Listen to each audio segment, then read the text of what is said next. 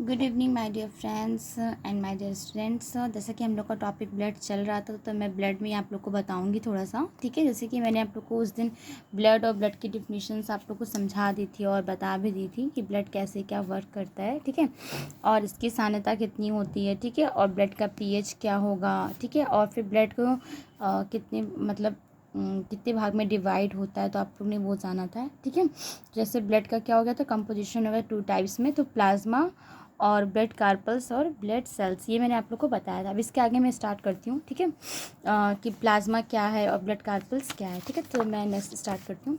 अब जैसे ये नंबर 1 पे प्लाज्मा है, ठीक है। तो प्लाज्मा क्या होता है, एक फ्लूइड होता है। तो कैसा फ्लूइड होता है, एक येलो कलर का फ्लूइड होता है। कैसा फ्लूइड होता है, येलो कलर का फ्लूइड होता है ये, ठीक है।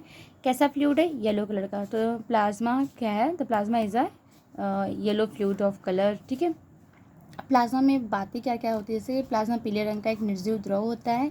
यह हल्का क्षारीय एवं चिपचिपा होता है और यह रुधिर के संपूर्ण आयतन का लगभग 55 से 60% होता है। प्लाज्मा में 90 से, देखिए प्लाज्मा में क्या, मैं यहाँ लिख देती हूँ, प्लाज्मा में 90 से 92% क्या होता है, वाटर होता है, वाटर होता है, ठीक है। और 1 से 2% क्या है, 1 से 2% क्या होता है, अकार्बनिक लवण होता है, अकार्बनिक लवण, ठीक है, अकार्बनिक लवण होता है। और 6 से 7% क्या होता है, इसमें प्लाज्मा प्रोटीन होता है, ठीक है, प्लाज्मा प्रोटीन, ओके। हाँ, और 1 से 2% कार्बनिक यौगिक पाए जाते हैं, ठीक है। ये रही प्लाज्मा की बात है, प्लाज्मा में क्या क्या होता है, ये किस कलर का होता है, क्या इसका टेक्सचर है, क्या इसका वर्क हो गया। अब थोड़ी इसकी कार्य की बात करते हैं, तो ये क्या होता है, प्लाज्मा के जो फंक्शन होते हैं, प्लाज्मा का जो फंक्शन होता है, मैं यहाँ लिखती हूँ, प्लाज्मा का जो फंक्शन होता है वो क्या करता है, या रुधिर का जो पीएच होता है उसको स्थिर रखने में सहायक करता है। मतलब जो रुधिर का पीएच होता है उसको बैलेंस स्थिर रखने का में क्या करता है, सहायक करता है, ठीक है। यह अंतःस्रावी ग्रंथियों से लक्ष्य अंगों तक हार्मोन का परिवहन भी करता है, ठीक है। और जैसे कि आपको इजी में मैं बता दूं तो ये इसका कार्य सरल भोज्य पदार्थ जैसे ग्लूकोज हो गया, अमीनो अम्ल हो गया, ठीक है, एक्सेट्रा, और का आंत एवं यकृत से शरीर के अन्य भागों में क्या करता है, परिवहन करने का ये कार्य करता है। कौन करता है, प्लाज्मा करता है, ठीक है। अब नेक्स्ट हम बात करते हैं ब्लड कार्पल्स और ब्लड सेल्स की। तो ये क्या होता है, ये क्या फंक्शन करता है, क्या वर्क करता है, इसे क्या कहेंगे, ठीक है। तो ये जो होता है, ये कोशिकाएं प्लाज्मा में पाई जाती हैं। तो जैसे ये कोशिकाएं कहाँ पाई जाएंगी, अगर हम इनको खोजेंगे, फाउंड करेंगे, तो ये कहाँ पाई जाएंगी, प्लाज्मा में पाई जाएंगी। सब मिला के बातें क्या होती हैं, एक दूसरे से कॉन्सेप्ट क्या होता है, सबके सेम चलते हैं, ठीक है। और एक दूसरे से क्या होता है, रिलेटेड होते हैं, कनेक्टेड होते हैं, तो इसलिए सब चीज़ें एक दूसरे से क्या होती है, कनेक्टेड होती हैं, ठीक है। तो जैसे ब्लड कार्पल्स या ब्लड सेल्स क्या करती हैं, कहाँ होती हैं, कहाँ पाई जाती हैं, तो ये कहाँ होती हैं, प्लाज्मा में पाई ही जाती हैं। ये रुधिर प्लाज्मा को क्या करती हैं, ये रुधिर प्लाज्मा का 40 से 45% भाग होती हैं, ठीक है। रुधिर प्लाज्मा क्या होती है, 40 से 45% ये क्या होती हैं, भाग होती हैं। फिर अगर हम आगे बात करेंगे तो ये क्या होती हैं, रुधिर कणिकाएँ। रुधिर कणिकाओं का प्रतिशत हीमोटाइट होता है, एक हीमेटोक्टिट जिसे कहते हैं, मूल्य होता है, अथवा इसे आप पैक्ड सेल भी कह सकते हो, पैक्ड सेल कह सकते हो, या फिर कुछ और भी कहना चाहो, मतलब पैक्ड सेल आप इंग्लिश में कह सकते हो इसे, ठीक है। और पैक्ड सेल वॉल्यूम भी इसे कहते हैं।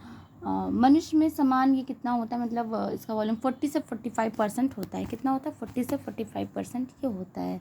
क्या होता है, समान वो पैक्ड सेल वॉल्यूम, ठीक है, 40 से 45%, ठीक है, मनुष्य में होता है। अगर हम और बात करें, मतलब मनुष्य का समय ब्लड से में पाया जाता है, प्लाज्मा में होता है, तो ये 40 से 45% क्या होता है, पैक्ड सेल वॉल्यूम होता है, जिसे हम हीमेटोक्रिट भी कहते हैं, ठीक है।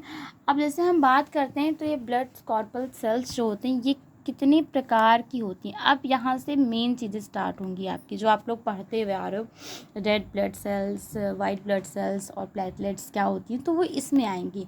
तो रेड ब्लड कार्पल्स या ब्लड सेल्स कितने भागों में डिवाइड होती हैं, 3 भाग में क्या होती हैं, 3 पार्ट में डिवाइड होती हैं। 3 टाइप्स ऑफ ब्लड सेल्स, ठीक है, 3 टाइप्स ऑफ ब्लड सेल्स कह लीजिए या फिर ब्लड कार्पल्स कह लीजिए, ठीक है। 3 टाइप्स ऑफ ब्लड सेल्स हो गए, ठीक है। अब ये ब्लड सेल्स क्या होंगी, फर्स्ट देखिए मैं रेड से लिख दे रही हूँ, ठीक है। क्या आएगा इसमें, जिसे हम रुधिर कर्णिकाएँ कहते हैं, जिसे आरबीसी भी कहते हैं फॉर्म में, ठीक है। तो मैं यहाँ लिख देती हूँ रेड ब्लड सेल्स, ठीक है, रेड ब्लड सेल्स हो गए, ठीक है। और दूसरा हमारा आ जाएगा वाइट ब्लड सेल्स, ठीक है। वाइट को ब्लू से कर दे रही हूँ, वाइट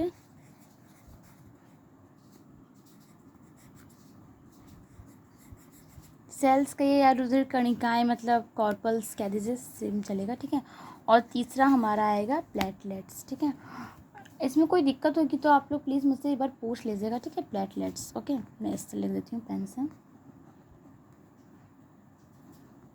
प्लेटलेट्स, ओके, प्लेटलेट्स। तो अब हम इन तीनों के बारे में डिस्कस करेंगे और इन्हीं तीनों के बारे में पढ़ेंगे वन बाय वन करके। तो रेड ब्लड सेल्स हो गए, वाइट ब्लड सेल्स हो गए और प्लेटलेट्स हो गए। मैं आपको इसके आगे नेक्स्ट वीडियो में बताती हूँ, ठीक है। Thank you so much. मतलब जो चलेगा रेड ब्लड सेल्स से स्टार्ट करूँगी, ठीक है। ठीक है, थैंक यू सो मच।